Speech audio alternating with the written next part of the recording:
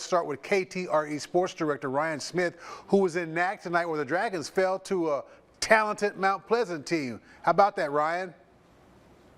Yeah, you know, it was a big game for both sides, Mount Pleasant and Nac. I mean, both teams really needing this win to help try and get them, you know, secured into the playoff conversation, especially Mount Pleasant, considering that they were tied with Hallsville 2-2 in district play, sitting in that 4th and 5th spot, Mount Pleasant sitting in that 4th spot for them and picking up a win tonight. Hallsville losing to Marshall earlier tonight as well, all but secures it. Meanwhile, for Nac, if they had won tonight, they would have fully secured, no doubt about it. Doesn't matter what happened next week, would have secured their playoff spot for the first time since 2021. But now it's going to take this final week for them to full on clinch that spot. So, and this is also a game, well, where, you know, you saw this Mount Pleasant team who had been struggling throughout the season. I believe 2-6 on the year so far. The only district win was against Jacksonville, and they came out and had a really good offensive game plan, had a good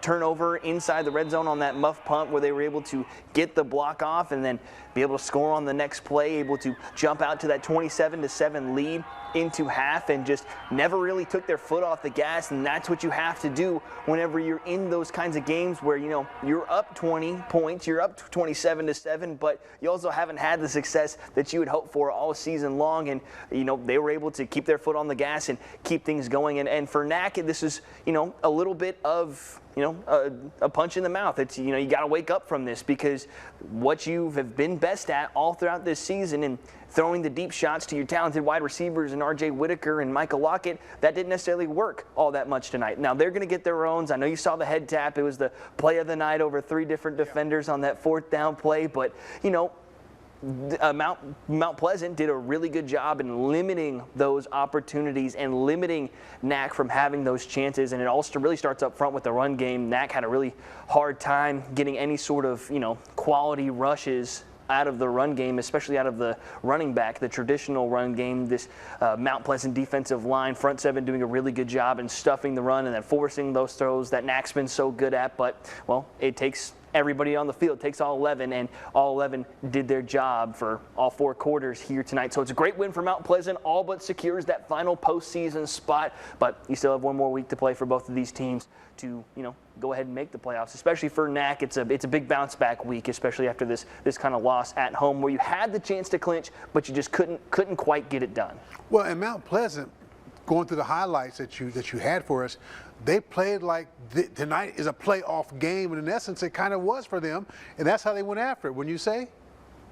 Yeah, without a doubt. I mean, they really dominated both sides of the line of scrimmage, both the offensive and defensive line of scrimmage. Like I said, Nac really couldn't run the ball, and Mount Pleasant did a great job of being able to run the football with effectiveness. You know, on that second touchdown of the game early in the second quarter, I mean, you saw it. It was one play into the drive where they had it inside the 10, 1st and goal, and then Carter Cook able to take it on the left side, and he waltzes in. I mean, he has the ball out, just celebrating all the way into the end zone, basically. I mean, it was just a great job by this offensive line for the Tigers to be able to really generate movement in the run game and give their quarterback time to make those plays down the field. Had a couple of nice throws. One of those highlights I didn't make in was right before their second touchdown of the second quarter to make it 20-7, where Cook makes a fantastic throw back shoulder on the sideline to help get them into the 1st and goal scenario inside the red zone. It makes a fantastic throw, and then it's on that touchdown, though, it's basically the exact same thing, but to the left side. So